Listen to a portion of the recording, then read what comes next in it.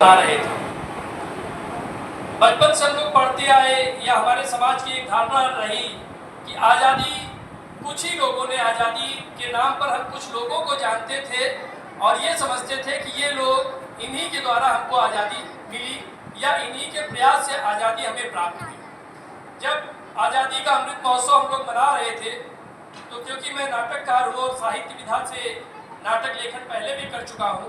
तो मेरे मन में आया कि जो आज़ादी में हमारे साहित्य का प्रयोग हुआ है,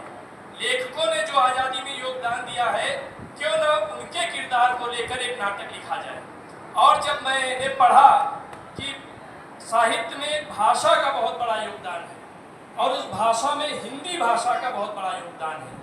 जब मैं इस नाटक को लिख रहा था तो मैं इतिहास में गया कि हिंदी भाषा ने किस प्रकार अपने साहित्य से आज़ादी में क्या योगदान दिया।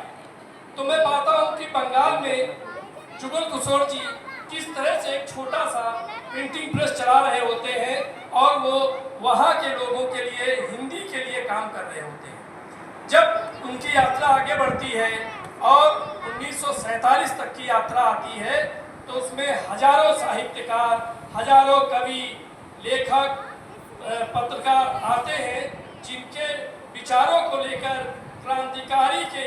क्रांति करने वाले दीवानों ने उन्हीं की भाषा और शब्दों का प्रयोग किया। तो इस किताब में मेरा ये मन रहा कि क्यों ना उन लोगों को हम स्टेज पर लेकर आए, उन लोगों को अपने द्वारा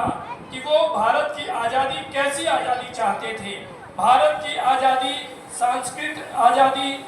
अखंड भारत वो कैसे देखना चाहते थे, मैंने उस तथ्य को रखा है। और जब मैं 1947 को पढ़ता हूँ, आज़ादी को पढ़ता हूँ, तो मेरे मन में, मेरे किरदार के मन में बड़ा दर्द होता है कि जो हमारे साहित्यकारों ने आज़ादी के बारे में सोचा था, जिस तरह का सपना देखा